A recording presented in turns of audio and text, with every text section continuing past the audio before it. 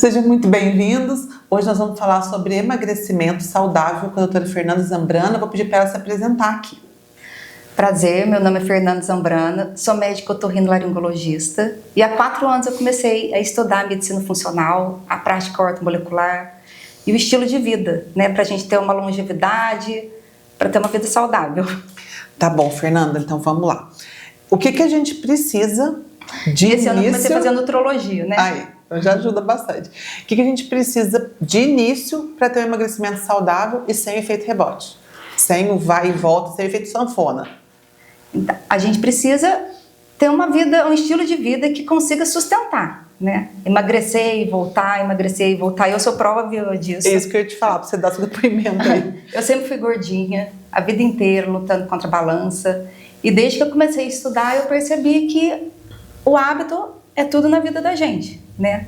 O que a gente come, claro que a gente deve comer final de semana, tudo. Mas o que mais sustenta é ter um estilo de vida saudável, um sono de qualidade, alimentação e exercício físico. Então, ponto. Esse é o tripé de uma vida saudável. A gente tem que pensar que a vida é igual um banquinho de 3 pés, né? Se você dorme bem, você acorda disposta, você não acorda fadigada, você consegue trabalhar e viver tranquilo. Imagina se você tirar um pé desse banquinho. Se você não dorme bem, você vai ficar só com exercício físico e alimentação. Você até sustenta um tempo, mas depois você não consegue sustentar muito tempo. Então, o sono tem que ter um sono de qualidade. Até para o ganho de massa muscular e tudo que você precisa. Eu ia te perguntar isso. E tem uma quantidade ideal de horas para dormir? Ou depende do indivíduo? O ideal, né? Por mais de 7, 8 horas, né? 7 horas por noite. Pelo menos. Pelo menos. Tá, né? descanso. Que seja uma qualidade de sono boa. Porque às vezes a pessoa fala, mas eu durmo 5 horas e eu acordo disposta. Só que no decorrer desses vários anos, essas 5 horas depois ela vai refletir com alguma coisa no seu corpo. Tá. Às vezes começa uma fadiga. Nos homens a gente observa muito o hipogonadismo, né? Que começa a baixar os hormônios, até pelo estresse. Tá. Essa baixa de hormônio, ela vem por vários motivos, né? O estresse, tem que ver se a pessoa também não está roncando muito as apneias do sono. E aí, como é que a gente faz quando a pessoa percebe? Na verdade, quem vai perceber é o companheiro, né? É a pessoa que está do lado. Porque eu acho que a própria pessoa não consegue perceber se ela tem apneia ou consegue. Tem paciente que chega na gente e fala, doutora, eu ando acordando meio engasgando. Né? Ah, tá. Minha garganta anda muito ressecada. E a fadiga, né? Às vezes a pessoa durante o dia ela fala, nossa, eu não posso encostar que eu durmo um pouco. E ele vem com a queixa de cansaço. Certo. Então cansaço, às vezes a gente fala, é porque tá estressado, tem que dormir mais. Não é também só dormir mais, tem que ter um sono de qualidade. Tá. E o que é o sono de qualidade? O que seria o ideal? Falar, para você ter um sono de qualidade, você tem que fazer isso. Tem algum ritual? Começa lá de manhã, né? Tá. Você trabalhando seu estresse, todo mundo é estressado, não tem como, né? Falar, não fica estressado, é impossível, impossível, né? Então é a alimentação que é a base, porque quanto mais alimento que você come, por exemplo, rico em açúcar, industrializado, eles produzem muito um neurotransmissor que é o glutamato, que ele é muito excitatório. Então é aquela pessoa que vive nessa estabilidade. Então você tem que começar a modular esses neurotransmissores, o GABA, né, que diminui um pouco essa ansiedade. Exercício físico, isso parece até que a gente fala, só fala exercício físico, mas é a base do tripézinho, né? Então lembra do tripé, atividade física, alimentação e o sono. Tá. Mas tem gente que tem dificuldade para iniciar o sono. Como que eu faço para iniciar o sono, né? Então a gente entra com muitos suplementos para o início do sono. Claro que às vezes precisa da alopatia, do remédio mesmo. Tá. Né? Mas a gente às vezes mescla o suplemento com uma dose menor de medicação. Mas eu pico o sono, acordo 2 da manhã, acordo 3 da manhã. Então a gente precisa fazer exame para ver se não está tendo pico de cortisol, que é um outro hormônio ligado ao estresse, né? Quando o cortisol está muito alto, você está na fase aguda de estresse. Se ele, de repente, a gente colhe o exame, ele está muito baixo, o paciente até naquela fadiga, que a gente chama de fadiga adrenal. Sim. Né? Então a gente tem que trabalhar tudo isso. Doutor, mas eu ando tão fraco, parece que eu estou sem disposição. Cansado, né? Já acorda cansado. Por isso que a medicina funcional ela veio para avaliar o corpo como um todo, né? A parte hormonal, a parte de vitaminas, a parte como que está a A gente chama de inflamação crônica de baixo grau, né? Como que está a inflamação no corpo da gente. Né? Deixa eu pegar uma água aqui. Porque às vezes fala inflamação crônica de baixo grau e a pessoa pensa que é alguma coisa que ela vai ver. Né? Tipo, não é uma inflamação que você enxerga. Não. Ela é subclínica, né? Ela tá ali por baixo. Só que os órgãos estão, os tecidos, né? Principalmente quando a pessoa está com um pouquinho mais de peso, já fica com o tecido. Você sabe que às vezes tem muita gente que a gente olha e fala, nossa, mas você é magro. E também está inflamado. Né? E como que a gente percebe? Como é que você descobre isso? Que exame que... São vários, tem inúmeros exames, né? Então tem o PCR, que é a proteína C reativa, o VHS. Tem um exame que a gente pede, que é o malonildialdeído, né? O malonildialdeído, ele também avalia o estresse oxidativo no corpo da gente. Porque falar que ninguém tem alguém que é 100% saudável? Não tem, impossível, né?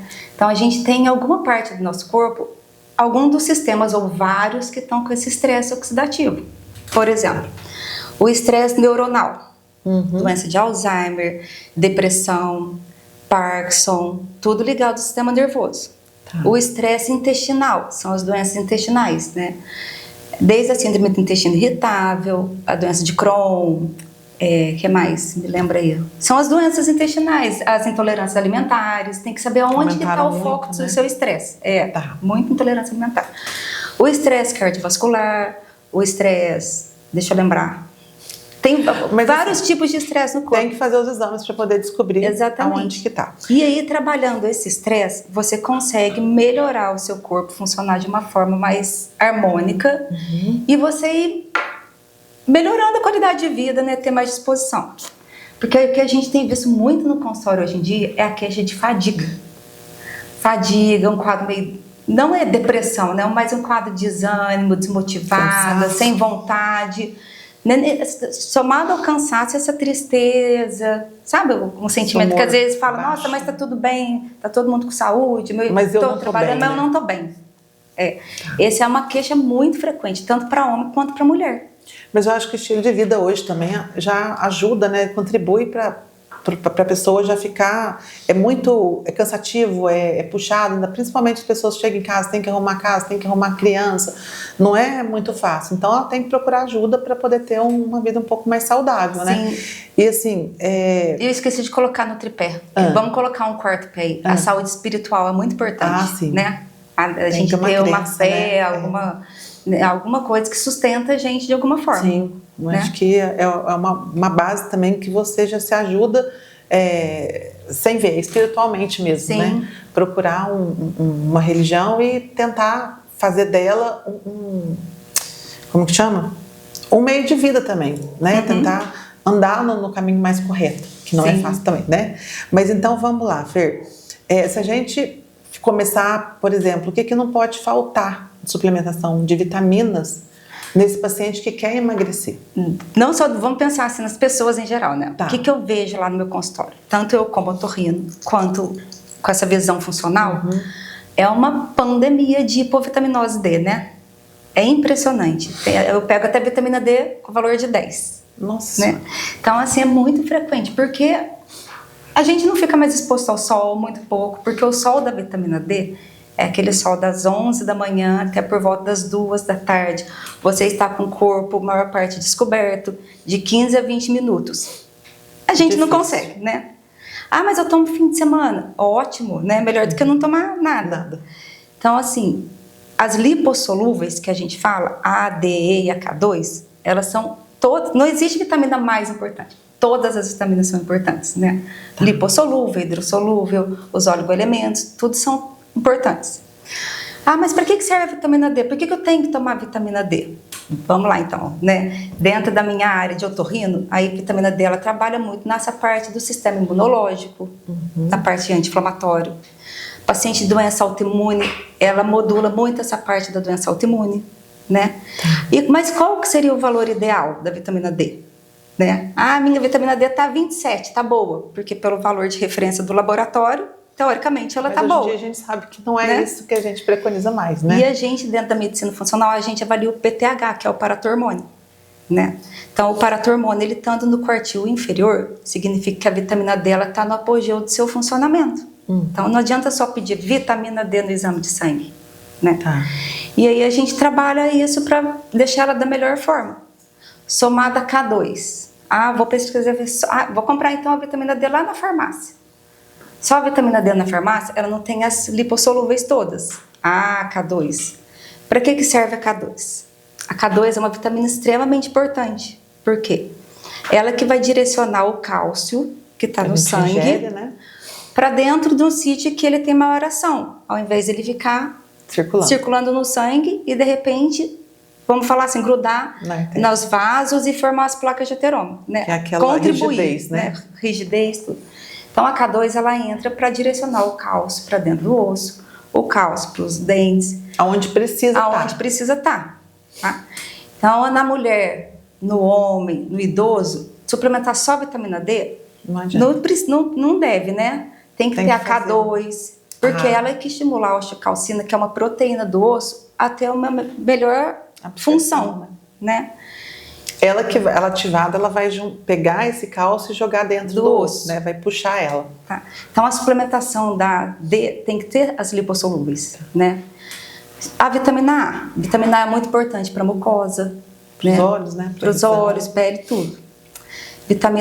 A vitamina E é um potente antioxidante, né? Então a gente usa muito para pele também, antioxidante. O que mais? Sim, não, a função dela é antioxidante. E antiagregante também, né? Antiagregante plaquetário, tá? Vamos lá, a D e a K2, né? Isso. E se eu for falar das hidrossolúveis, a vitamina B12, né? E o complexo B inteiro, né? Mas o que a gente mais, pelo menos na farmácia, o que eu mais percebo hoje é a suplementação de B12. Tá. A maioria dos pacientes precisa de B12, pelo menos pelas receitas que chegam. Eu já, quando preciso do B12, eu já ponho um pouquinho do complexo B inteiro, nem que seja uma dose mais baixinha, né? Porque o complexo B, ele é fonte de energia, né? A B2, a riboflavina, ela entra no FAD. Que é o ciclo onde você vai aumentar a energia. A B3, a niacinamida, ela entra no NAD. Porque a B3 com a ribose, né, elas vão formar o NADH, né, para poder fonte de energia da pessoa.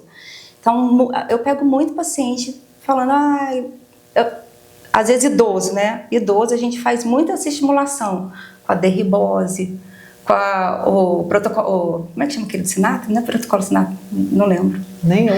É a D-ribose, a coenzima Q10 como fonte de energia, né?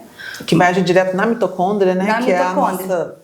É o nosso motor, né? A nossa fábrica de energia. De energia, sim. Porque a mitocôndria, ela é importante para tudo, né? Tanto para energia de músculo, cerebral, formação de neurotransmissores, e essas que deixam falar, nossa, eu tô tão bem, tô disposta. Só que, infelizmente, a coenzima Q10, ela não tem uma boa biodisponibilidade. E aí... A gente tem outras formas mais biodisponíveis para ter... Os laboratórios lançaram as nanotecnologias, né? Sim. Que tem uma biodisponibilidade melhor.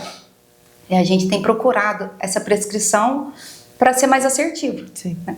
Assim como suplementação intramuscular endovenosa. Às vezes a pessoa necessita daquilo umas 2, 3, 4 semanas para sair daquele, para dar aquela startada, né? Para dar aquela empurrada e depois vai manter a suplementação via oral. Né?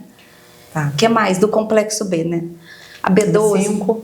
A B12 tem que ficar muito atenta em paciente diabético resistente insulínico, que eles fazem depressão da B12. Então, o que mais a gente pega, às vezes, paciente que toma os prazóis, né? Omeprazol, pantoprazol. E hoje a incidência é altíssima. A maior parte dos idosos... Todo mundo está precisando.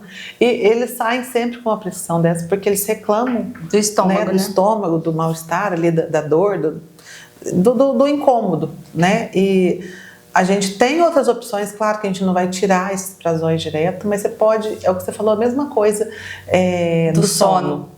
Você pode suplementar algumas tinturas, alguns vegetais, alguns fitoterápicos e reduzir um pouco a dose dos prazóis para você ir modulando, porque pelo menos os estudos que eu tenho lido a longo prazo, eles podem causar, eles aumentam a predisposição do paciente de ter uma doença degenerativa. Sim, né? Porque o que aconteceu com os prazóis? Há muito tempo eles eram usados, né?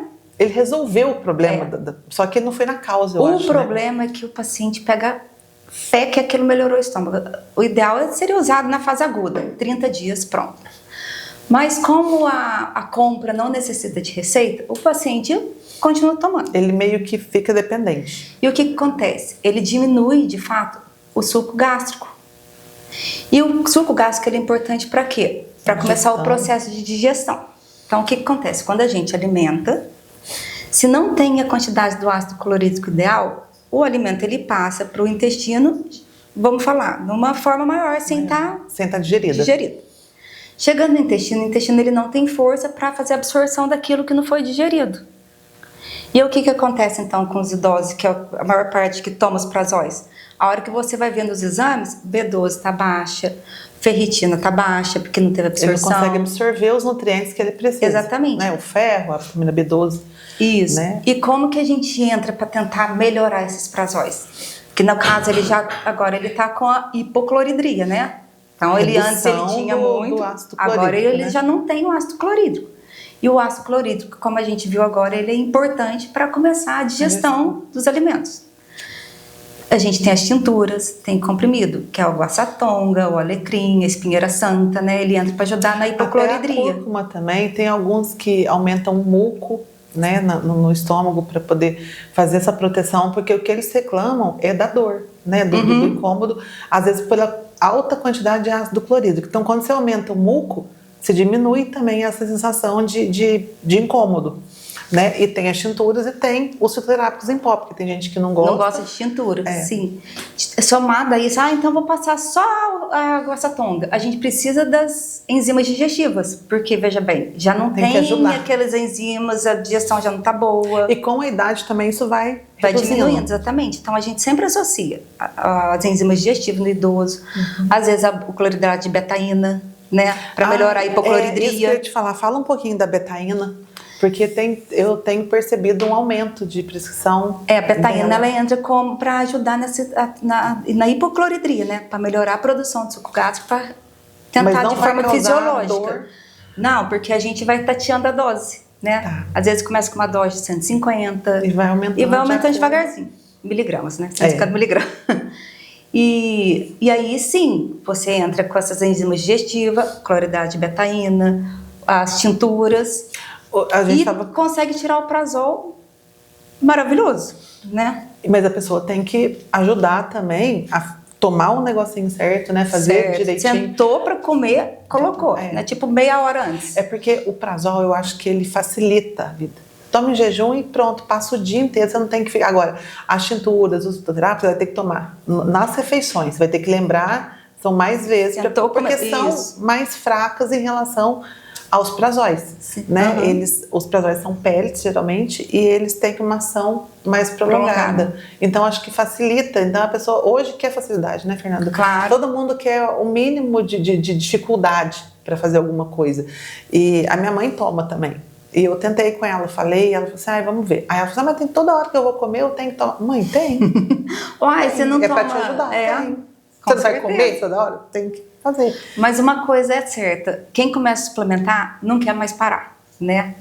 É outra qualidade de vida. Eu acho que é muito também da explicação e da pessoa entender. É o entendimento dela no que ela está fazendo de benefício para a saúde. Sim, então claro. Muda essa chavinha de falar assim, é o mais fácil. Não, vamos fazer o que tem que ser feito para poder, é o que você falou, envelhecer, né? A gente envelhecer com saúde, não é retardar o envelhecimento, que não tem jeito. Não tem jeito. A gente vai envelhecer com a maior saúde possível. Né? A longevidade, ela vai chegar uma hora que Deus falou tchau, tchau, mas no tempo que você estiver vivo, você viver com a melhor qualidade de vida, né? Você conseguir fazer as coisas sozinho, você ter autonomia da sua vida, não depender de outra pessoa. Com certeza, isso que né? eu falo para meus pacientes. E principalmente as doenças neurodegenerativas, né? O Alzheimer, eu acho que é uma doença que judia da família, não só do paciente, né? O Parkinson, às vezes até mesmo a depressão, a ansiedade. Né? Isso tudo judia muito. Então, se a gente conseguir fazer com que, né, as pessoas tenham uma qualidade de vida e elas tenham conhecimento e estejam a fim de tentar melhorar isso, acho que a longevidade vai vir, mas a saúde do idoso. Antigamente, eu lembro da minha avó com 60 anos, uma senhorinha. Pois Hoje a mulherada de 60 tá dando. Por quê? Mas são aquelas que estão mais preocupadas em ter um estilo de vida, né, mais saudável. Eu não sou referência para ninguém, porque eu não sou muito de exercício, faço o que eu tenho que fazer ali pouquinho que eu estava te falando, mas eu estou tentando antes isso, porque antes eu não fazia nada, então antes disso do que nada. Então a gente começa devagarzinho, você vai aumentando a frequência. Mas eu também não, Vanessa, eu comecei em 2000, na verdade a gente a vida inteira fez alguma coisinha. Mas foi na pandemia, né? A pandemia eu acho que transbordou o pior da pessoa ou tentou melhorar o que estava pior, a pessoa mudou de vida. Então, em 2021, eu lembro que eu comecei na funcional, e porque até como uma válvula de escape, né? Não tinha o que fazer, né? A gente ficava... Preso. E aí começou 2, 3, 4, hoje em dia, assim, eu tento ir 5 vezes na semana e eu sinto falta, né? Eu sinto falta. E eu falo meu personal, até domingo eu vou com ele. Porque às vezes tem dia que sábado, às vezes eu vou para São Paulo, no curso, e o que me resta é o domingo, então é no domingo que eu vou mesmo. E ele vai ser? Vai. Nossa. Você acredita? Tá vendo? Mas ele vê um estímulo, ele vê uma vontade da sua parte, então acaba que ele também fala, não, vou ajudar. Mas qual exercício que é o ideal, né? Ai, mas eu detesto musculação. Mas infelizmente, a musculação, ou que seja um pilates, é o exercício que a gente chama de exercício resistido. É o exercício ideal. Mas eu adoro caminhar. Ótimo. Vai caminhar também. Mas também, né? Mas tem que ser o exercício resistido. O que é exercício resistido? Você empurrar e falar assim, nossa, não tô aguentando. Você puxar e falar, ai, que peso. Porque não é só você ganhar massa muscular. Quando você faz exercício resistido, ele libera citocinas anti-inflamatórias no corpo. Então, você pensa que se você está inflamado, ele vai trabalhar na sua inflamação. Tanto inflamação de dor, quanto essa inflamação subclínica de baixo grau que a gente fala, quanto liberação de neurotransmissores, né? E de hormônios de bem-estar. E também até um que chama BDNF, que é o fator neurotrófico de desenvolvimento cerebral. Ou seja, para idoso, exercício resistido é igual comer arroz e feijão. Tem que fazer. Porque aí explica para eles o BDNF, que é o fator neurotrófico de desenvolvimento cerebral. Ou seja, você vai melhorar, vamos resumir assim, bem simples, vai melhorar a qualidade do neurônio. Isso. Você vai estimular novas sinapses, porque a gente não aumenta o número de neurônios, mas você aumenta sinapses. Que são as como se fossem as conexões. Ali, as cedinhas, né? Isso. Ah, mas o idoso, ele gosta de... Vamos estimular o cérebro dele e fazer palavra cruzada? Exercício físico estimula o cérebro. A palavra cruzada é ótimo também. Você está reunido, né? Faz aula de alguma coisa, faz aula de pintura, aula de ginástica do cérebro, essas coisas, tudo importante, até para socialização, né? Mas exercício físico tem que estar lá no tripézinho. Sono, alimentação, atividade física. Independente da idade. Independente da idade. Então, que assim, na mulher, como é que a gente, assim, aborda essa qualidade de vida, tanto a qualidade sexual da mulher, se tá precisando ou não precisa de hormônio, porque o primeiro hormônio que cai na mulher é a progesterona. Ele falou muito isso. Então, a progesterona, ela cai e a gente nem percebe, mas como que começa a perceber? Às vezes, a menstruação da mulher ela fica mais intensa, Nossa, eu não usava mods, né? Mods da minha época. Eu não usava absorvente noturno, agora eu uso absorvente noturno. Nossa, mas sai cada coágulo, antes não era assim. Então você vê que já está tendo uma baixa da progesterona. Meu sono já não é tão bom. Nossa, eu ando chorando à toa. O que está acontecendo comigo, gente? Então a progesterona, ela tem todas essas ações, tanto no emocional, da labilidade emocional, quanto na regulação, desse ciclo, né, que começa a ter um predomínio do estrogênio, que a gente fala. A progesterona, para a mulher, eu acho que é o hormônio principal. Ali. Mas o estrogênio não tem o principal, então, né? Mas aí vem, ela tá no alto da cascata e ela vem. Ela é a primeira que cai. Né? Então, ela tá no topo, é a primeira. Aí fica quem lá, igual você falou. O estrogênio tá lá em cima, a progesterona cai, então quem que predomina? O estrogênio. E aí fica aquela mulher que vai ficar menstruada de repente, não sabe se matar um ou se quer se matar, que é a predominância estrogênica, né? Que é o transtorno disfórico pré-menstrual. Então, às vezes a TPM piora. Então, a gente vai muito clinicamente, tá? E testosterona, né? Nossa, todo mundo acha que precisa de testosterona para ser feliz. Não é assim, né? O hormônio que dá vida na mulher é o estrogênio, né? Estrogênio e progesterona. Testosterona, a gente entra numa segunda fase, a hora que tiver tudo reguladinho, estrogênio e progesterona. Então, às vezes, a gente vê prescrição de testosterona na mulher antes dos outros, não é o ideal. Que são os femininos, né? E outra coisa que, às vezes, algumas pacientes me perguntam e falam que alguém indicou, testosterona injetável em mulher. Nunca, never, jamais. Tá? Não é hormônio que mulher usa intramuscular. Tá. Prescrição de testosterona injetável em mulher é para fazer a mulher viciar nele mesmo. Tá. Porque mulher não tem que ter testosterona em níveis superfisiológicos. Tem os colaterais dele. Aumento de clitóris, acne, aumento de pelo, queda de cabelo. E não é um hormônio androgênio, então cai cabelo mesmo. Engrossamento de voz. Já tive pescoço também? Mas é porque fica forte, né? Já tive paciente que procurou falando, doutor, minha voz mudou. Ah, é? O que você está usando? Estou usando testosterona injetável. Infelizmente, vai ter que procurar o médico que prescreveu para... Ou às vezes não, né? Para saber como é que resolve. Às vezes faz a injetável sem prescrição. Então. Né? Porque tem esse caso também de academia que uma fala para outra, e elas querem ter o corpo mais definido e acham que a testosterona injetável vai resolver, e elas vão, e é o que você falou, vicia, e depois elas começam a perceber. Ela é motivadora, né? Hormônio, ele é dopaminérgico, que a gente fala, né? Motivador. Você se sente bem, você se sente motivada, você se sente forte. Mas do mesmo jeito que entra no corpo injetável que dá o pico, ele vem dar aquela queda violenta que a pessoa entra até na depressão, assim, pela falta do hormônio, né? Assim como os implantes. Implante é uma via excelente de reposição, também hormonal. Sim. Na dose ideal, com a indicação correta, é uma via de suplementação, né? Quais são as vias de suplementação? Via oral, via transdérmica, via injetável, endovenosa, implantes, são vias. Não tem a melhor ou a pior, são as vias. E o implante, se você coloca numa dose que é o ideal, começa a vir os colaterais. Então, por isso que vê essa banalização, que implante é ruim. Né? Implante não é ruim, depende do tanto que você implanta. Depende do quanto e do que, né? E o que a gente está falando? Dos hormônios anabolizantes. Quais são os hormônios que são estudados, que está na literatura, que tem suas indicações, né? A testosterona, a oxandrolona, a nandrolona, tá? Então, a prasterona? Mas aí a prasterona. Então que é o DEA, né? O DEA, é maravilhoso. Hormônio, né? Fisiológico. O DEA fisiológico. Mas assim, a nandrolona, muito indicada às vezes no paciente de osteoporose, sarcopenia, tá? Não é para usar em qualquer um. É a indicação que você falou. É a clínica, a necessidade e a indicação. E quando que usa? Mas eu quero usar, uma mulher, quero usar. A indicação de usar hormônio androgênio em mulher é no desejo sexual hipoativo. Tá? Só? O que é o desejo sexual hipoativo? Só. Tá.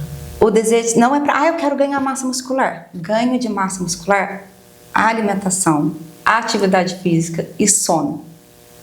Porque você tem que ingerir a proteína necessária para você ganhar massa muscular. E qual que é essa quantidade de proteína ideal, né? Bater meta de proteína, não sei se vocês já perceberam o que come durante o dia. Porque a nossa dieta é mais rica em carboidrato do que proteína. Então, a ingestão de proteína por dia, a gente, para ganho de massa, vai de 1,5 a 2 gramas por quilo por dia. Tá? E para a gente viver fisiológico, para você ter o ideal, né? Porque muita proteína faz mal também. Né? Não é fisiológico você ingerir muita proteína. E é assim, é um contrassenso muito interessante. Quanto mais novo, você consegue ingerir menos para viver fisiológico, de 0,8 a 1,2 gramas de proteína por quilo por dia. Então, exemplo, se alguém pesa 60 quilos, você ingerir 60 gramas de proteína por quilo por dia, tá tudo bem, né? Mas eu quero ganhar massa muscular, então aumenta essa proteína. Agora, no idoso, você já tem que aumentar a ingesta proteica do idoso, porque o idoso ele já tem baixa musculatura, ele faz pouco exercício para trabalhar essa sarcopenia no idoso. Então, o idoso ele tem um pouco mais de inapetência? Sim, porque eu vejo que a maioria dos idosos são mais magrinhos, eles não comem muito, eles, né? Mas os meus idosos, eu vou falar pra você, eles já estão em outro patamar. Até eu tenho uma paciente de 87 anos, ontem ela falou, tu conseguiu aumentar meu ovo? Eu falei, isso mesmo. Mas a gente mesmo no idoso, mesmo aumentando o ovo, porque daí, o que acontece no idoso, Vanessa? Ele já não tem o suco gástrico ideal, então ele já não consegue digerir aquele tanto de proteína que mesmo, aumentei minha ingesta proteica, mas será que ela vai ser digerida? Então tem que ter as enzimas digestivas para ajudar. E aí o idoso ele não consegue ingerir aquela quantidade de proteína. O idoso de, por exemplo, 60 quilos, 60 gramas de proteína, você pensando que uma porção de carne de 120 gramas tem mais ou menos 20 gramas de proteína, ele não consegue comer um bifão de 120. Né? Por isso que entra o suplemento. O whey protein. Para facilitar. O Pepti Strong que você está falando. Do Pepti Strong, A suplementação, ela vem para suplementar, não é para viver de. Eu vivo de whey. Eu não almoço, tomo whey de manhã, de tarde e de noite. Tem um proteína também que é o Body Balance. Os peptídeos de colágeno, peptídeos de colágeno que tem a composição, né? Os peptídeos são com a formação deles é diretamente para a musculatura, né? A absorção no músculo é maior porque a combinação de aminoácidos daqueles peptídeos tem mais absorção no músculo, direto. Eles já são os aminoácidos, não é proteína, né? Na verdade, o peptídeo de colágeno?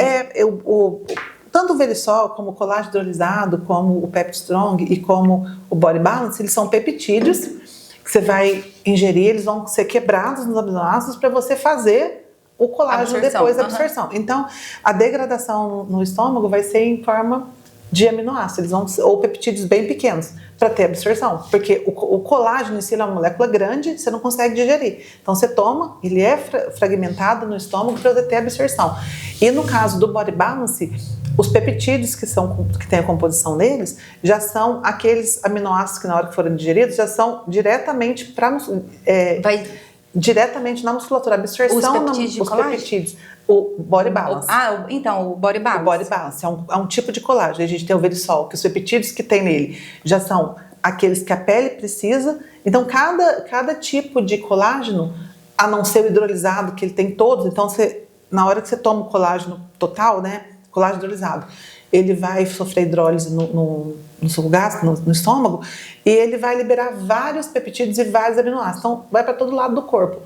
O Body Balance, a composição, os peptídeos deles são para fazer a absorção direta na musculatura. São aqueles aminoácidos que o músculo mais precisa. Ótimo, então, ele é como se fosse um guiado, vai direto para ele.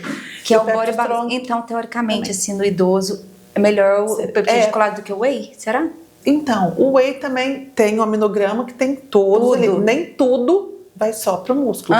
Porque você vai fazer a construção, né? Então, o Body Balance, eu vi alguns estudos que falam nos idosos, eles têm que tomar 15 gramas todos os dias, independente da atividade física. Vamos supor que ele faz 3 vezes por semana. Todos os dias. Ele faz das 10 às 11. E ele toma o Body Balance, tipo, meia hora antes. Não tem sabor, é um sachê de 15 gramas, dissolve no suco, na água. E o dia que ele não faz atividade física, nem for uma caminhada, qualquer... A gente faz atividade todos os dias, né? Porque você varre uma casa, você pega independente, ele vai tomar, de preferência, no mesmo horário. Então, todos os dias. E isso aumenta, porque o ganho de massa muscular no idoso é muito difícil. Ele tem um aumento, nos estudos falam que ele tem um aumento significativo nessa massa muscular. Tanto em pacientes mais jovens, mas principalmente idosos, que é onde a gente tem mais dificuldade, que a sarcopenia está mais exacerbada. Né? Mas a D-ribose também, para energia, para esses pacientes idosos, funciona muito bem. Sim. Né? Resolver de pressão de 5 gramas. Mas tem que estar atenta que a D-ribose não pode usar em diabético. Sim, porque é um açúcar. Diabético não pode usar D-ribose. Mas é excelente como fonte de energia, é um carboidrato, que é fonte de energia rápida, né? Sim, é um pico. E aí a gente usa também os ergogênicos, que são os ergogênicos, a creatina. Mas explica o que é ergogênico, o que ele vai fazer, só para a pessoa explicar. É o que vai te dar mais energia, o que vai te dar mais força, mais... Não é motilidade, como é que eu vou explicar? É força. Para aumentar a força, a energia do paciente, a creatina que você estava falando. Eu acho que além disso, ela é importante também para o cérebro, tem estudos falando sobre a redução da depressão ou dos quadros de depressão quando se toma creatina, porque ela também é uma fonte de energia celular e para o cérebro também, então você precisa daquilo. Então a creatina, e hoje a gente tem a creatina tradicional, né? Ela demora em torno de 20 a 28 dias para começar a ter um efeito significativo. E a gente tem o Clonapur, que é uma outra creatina, é um tipo diferente, que tem uma absorção mais rápida no primeiro dia. E ao invés de você ter que tomar de 3 a 5 gramas, você toma 1,8, né? Sem sabor também. E com a diferença que ela não fica aquela areinha. Porque a creatina você tem que mexer rapidinho e tomar, porque ela não solubiliza totalmente no líquido. Então ela fica ali na água, principalmente você vê ela rodando. A Clonapur não. Você coloca ela dissolve totalmente, porque é a patente, né, o modo que foi feito ali, que tem uma absorção mais rápida e que não fique aquela sensação arenosa na hora que você toma. E a quantidade é menor. E eu não sei se você já viu lá, tem a creatina mastigável. Também em goma. Uma delícia. Dá pra fazer em bombom, mas dá pra fazer em qualquer tipo de formulação. Por exemplo, eu não quero tomar sachê, porque eu não gosto. Tá bom, a gente faz uma goma, a gente faz um pirulito, a gente faz um chocolate e a gente tem 70%, a gente tem 54% cacau, 70% cacau. E vai me matar não, ao leite. Não tem problema. Gente, eu não sou exemplo pra ninguém. Quem me dera. Então a gente tem esses 3 tipos de chocolate que dá pra fazer. O ao leite, o 54 e o 70. Mas o bombonzinho 70 não é ruim. Não, eu sei. A gente já fez com a teanina, taurina e glicina. Eu adoro chocolate ao leite. Adoro. Mas eu como o 70 ali, que às vezes eu faço, antes de eu... chegou uma formulação, eu faço um experimento. Porque eu falo, se eu não consigo comer... Por que o paciente vai ter que conseguir? Com certeza. Às vezes chega pressão de pediatra também, uma formulação multivitamínica, às vezes com algum outro ativo. A grifônia para vontade de carboidrato, porque aumenta a serotonina, né? Que é o precursor já da serotonina. E aí eu falo, nossa, será que vai ficar bom? Porque eu experimento, falo, gente, se eu não consigo comer, por que o meu paciente tem que conseguir? Eu também detesto essas coisas com gosto ruim. Xarope, eu vou experimentar para ver se dá goma. Antes de eu colocar, eu falo, deixa eu experimentar uma. Não deu certo, então não vamos fazer. A gente fala para paciente, olha, não ficou bom, a gente testou em outros sabores, porque é o que eu penso. Por que eu tenho que entregar uma coisa para o meu paciente que se eu não estou conseguindo, se eu não estou gostando, com certeza, e ele é obrigado a tomar aquilo, porque aí às vezes eu ligo para o médico e falo, olha, essa formulação em goma não dá certo, porque o sabor é assim, assado. Tem alguns fitoterápicos, Fer, que às vezes chega pressão em goma ou em sachê. Tríbulos é muito amargo, maca é muito amargo, citrus, que é um excelente termogênico, é muito amargo. Então, esses eu ligo e falo, olha, dá para separar em cápsula, a pessoa toma o sachê ou come a goma, e toma a cápsula junto. Porque se eu colocar aquele suplemento na formulação, eu vou estragar ela pelo sabor. Aí ela não fica palatável. Aí a pessoa não tem adesão. A gente agora está fazendo pirulito para redução da vontade de doce, né, de carboidrato. Ela vai com grifônia, né, que ela tem 95% de 5-HTP, que é o que dá a melhora da serotonina e reduz a vontade do doce, do carboidrato. O picolinato de cromo, o vanádio, dá para colocar também o crocus sativos, dá para colocar zembrim, tudo para diminuir, para aumentar a serotonina e diminuir a vontade. Tem pirulito? Pirulito. Só que se eu colocar uma quantidade alta, eu já tiro. Já dá certo, né? Não dá certo, porque daí eu já não fico com sabor gostoso. E você tem a pronta entrega lá? Não tem. Não tem. Porque vamos saber, mas quando você estiver fazendo as coisas, tem que falar. Você tem que falar. Tem o strip oral, que é aquele filminho bem Porque eu já pedi uma vez pra você fazer em forma de chocolate, lembra? Chocolate é o mais gostoso. A teanina taurina, a gente usa muito teanina taurina e glicina. É muito gostoso no chocolate. Não pega o sabor. Eles não têm um sabor forte. Dá pra fazer no pirulito e dá pra fazer, dependendo da dose sublingual, naquele strip oral. Então dá para enrolar. Mas a pessoa que tem vontade do doce fala, eu preciso comer um chocolate todos os dias. E esse chocolate é bom que não atrapalha o sono. Por quê? E dá para fazer o pirulito de chocolate também. A gente faz um de morango, de uva, às vezes de limão, mas dá para fazer o de morango, o de chocolate. A gente coloca um pouquinho de cacau para ele ficar marronzinho e coloca o aroma de chocolate. Ele fica muito bom também. Que bom. É um pirulitinho, de 5 gramas. E não tem açúcar, tá? A base dele não tem açúcar. Porque a gente tá tentando modular isso, então a gente tem que ir reduzindo. Aí o adoçante que a gente usa é a estévia. tá? Stevia com tomatina. Então fica docinho. Gostosinho. E não tem caloria. Mas igual você fala, não tem açúcar. É muito difícil para todo mundo, não é para mim, para você, para todo mundo. É uma luta todos os dias, né? Pra gente tentar tirar o açúcar, porque o açúcar é viciante. Exatamente. E fora isso, o açúcar, além da obesidade, ele não é benéfico para nossas células, nem para o nosso organismo, para o funcionamento dele. Né? É uma caloria vazia. Porque às vezes você come alguma coisa calórica, mas você tem algum nutriente ali. O açúcar é uma caloria vazia, então, você não tem nada. Ele só dá o prazer, né? Momentâneo. Acabou. Não tem nada que você puxe dele, não tem nenhum tipo de benefício. Você fala assim, o que eu consumi? O açúcar, caloria alta, mas o que eu... Nada. Né? Você não consegue obter nada daquilo. Então, tem essas formas farmacêuticas. Eu vou levar para você também lá no consultório para te mostrar. E da grifônia, você costuma prescrever ela. O que você tem de relato? Principalmente nessa questão de doce, compulsão por doce. De ansiedade também. Então, a compulsão por doce, né? A gente tem que trabalhar muito os neurotransmissores de recompensa, né? A dopamina, a serotonina, que é a grifônia, o 5-HTP. Aí entra trabalhando na insulina, né? O cromo, vanádio. Porque toda vez que a gente come e aumenta um hormônio que chama insulina, ele faz como se fosse um ciclo. Hoje ele aumentou, amanhã ele vai aumentar na mesma hora e ele vai querer que você coma naquela hora. E o corpo da gente é espertinho, né? Que ele te puxa. Então o cromo, o vanádio ajuda nessa resistência insulínica. O crocus, o zembrine, que eu também prescrevo muito zembrine. A grifônia, que é mais de aumentar a serotonina. A dopamina a gente usa muito a mucuna, pruriens. Também não dá para fazer em chocolate. É cápsula, né? Porque é muito amargo. A Bacopa Monieri, que a gente usa muito em paciente com TDAH. Porque o que é o TDAH? É o transtorno de déficit de atenção, às vezes por alteração da dopamina no córtex pré-frontal. Então, a gente tem que aumentar essa dopamina junto. Eu trabalho com os fitoterápicos e com os cofatores, né? Magnésio, B6, vitamina C, os cofatores da dopamina, né?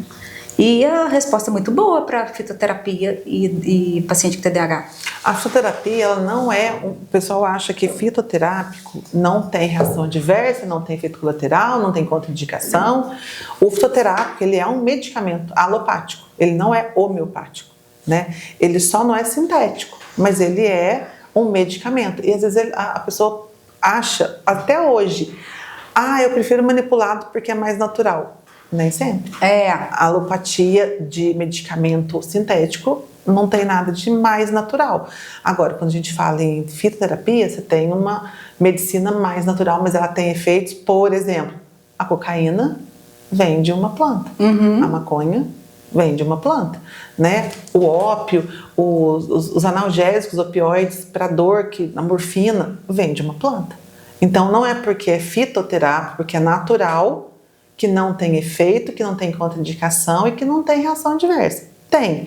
Então, esse mito que eles acham que natural não tem problema, tem sim. Tem então, também, né? As doses também, eles têm efeito terapêutico, mas eles têm também efeitos tóxicos, né? Doses letais. E aí, Fer, a gente está chegando no fim, então, para a gente encerrar, fala para mim sobre a suplementação tanto da cúrcuma e da coenzima. A coenzima, que você tem de clínica ali. Isso, a coenzima Q10 e a cúrcuma, infelizmente, elas têm baixa biodisponibilidade. O que é isso? Então, o corpo ele tem mais dificuldade de absorção. E a indústria lançou a Maxolve, né, que é em gotas, a Curcumicel, que tem uma biodisponibilidade melhor, para ter uma ação melhor. As duas em gotas. Sim, as duas em gotas. E aí, para quem não gosta de gotas, a gente pode colocar o sabor, né? Porque, eu tomo, como eu ponho, e também vai muito da quantidade de água que a gente coloca para diluição. Eu ponho bem pouquinho, mas dá para colocar sabor. Então, a gente já sai da farmácia saborizada, que aí pelo menos dá um saborzinho mais agradável. Ou para fazer em solução, em xarope, que pode ser açúcar também, porque às vezes o paciente fala para mim assim, mas só tem xarope com açúcar? Não. Então, para a gente finalizar, Fer, fala pra gente em que situações você usa a coenzima e a cúrcuma para os seus pacientes, e a gente fala um pouquinho também delas com a tecnologia biodisponível, que é o Maxolve e a Curcumicel. Então, meus pacientes, a maior parte das prescrições, elas saem com a prescrição da coenzima Q10. Quem toma estatina tem que usar a coenzima Q10, né? Mas, infelizmente, a coenzima Q10 ela tem uma baixa biodisponibilidade. Por isso, a gente usa essas coenzimas que têm uma nanotecnologia, Sim. que é o Maxolve. Assim como a cúrcuma, que é um potente antioxidante, tem uma ação anti-inflamatória muito boa. E por também ter baixa biodisponibilidade, vem o curcumicel para melhorar tudo isso. Então, a gente estava conversando antes sobre a diluição deles, né? A Maxolve, você coloca e já mexe, ela já solubiliza mais fácil. A curcumicel, por ser micelas, tem que fazer um esforcinho com a colher ali. Dá para colocar também, fazer a vitamina D, vitamina A, vitamina K e vitamina E junto com a curcumicel e colocar um sabor, tanto na Maxolve quanto na curcumicel. Dá para colocar um sabor de laranja, um sabor de morango, colocar um pouquinho de stevia para ficar um pouquinho adocicado, para dar uma sensação mais prazerosa, mais palatável para o paciente. Então não precisa ser ela pura, dá para fazer esse conjunto e dá para colocar sabor. Se você colocar sabor né, de acordo com a vontade do paciente, se ele quiser, ele chega e pede que ele quer aquele produto com sabor, a gente faz e fica mais fácil, né? A adesão fica melhor. Mas a curcumicel, lembrando que tem que misturar no finalzinho, ele fica um pouquinho no fundo, então você tem que pegar a colherinha e mexer para dissolver totalmente. Dissolveu tudo, toma. E depois, se você quiser botar mais um pouquinho de água para pegar o restinho que ficou para tomar a dose correta, seria o ideal. E ela é bem concentrada com essa biotecnologia, que uma gota que tem 50 miligramas. 50 miligramas. Equivale a quanto? Tem disso? Não tem exatamente, mas a gota, por exemplo, você vai tomar uma cápsula de 500 miligramas, é uma cápsula relativamente grande, mas precisa ter uma absorção. Não dá para fazer, mais ou menos. Se você tomar 5 gotas da curcumicel, você vai ter 250 miligramas, mas você vai ter 250 miligramas no corpo. Uhum. Então, o custo-benefício, eu acho que no final compensa. Porque precisa ter 250 miligramas de... Que é uma dose alta, já 250. Boa, Você vai ter que tomar quantas cápsulas de 500 para dar 250? No mínimo 5. Tá. Então, assim, a cúrcuma, mesmo ela em cápsula, ela tem um efeito legal. Só que se você está precisando como um anti-inflamatório, né, para algum tipo de dor, principalmente essas dores crônicas, para retirar um pouco o uso de analgésico, ela ajuda bastante. Nas doenças neurodegenerativas usa muita cúrcuma. Porque dói, né? Tem muita dor também. Para tirar a neuroinflamação, né? Mas você falou de neuro e eu falei, estava pensando em outra coisa. Osteodegenerativa, isso. Sim. As pessoas têm muita dor, principalmente artrose, coluna. Funciona muito bem, mas nas neuro também por conta da inflamação. Porque a doença neurodegenerativa, depressão, é tudo uma neuroinflamação. Então a gente usa muito a inflamação, a cúrcuma, curcumicel. O curcumicel, eu acho que nesse caso é o mais interessante por conta da biodisponibilidade, da dose mais curta. Você não tem que engolir a cápsula grande, você não tem que tomar 5 por dia, você toma apenas uma dose, né, 5 gotas. Eu acho que vale a pena. No final das contas, ele compensa bem mais. Sim. Tá bom? Gente, obrigada por hoje, é isso, Fer. Obrigada pela oportunidade. Até a próxima, vamos ter mais, né? Sim. Tchau, tchau, pessoal. Tchau.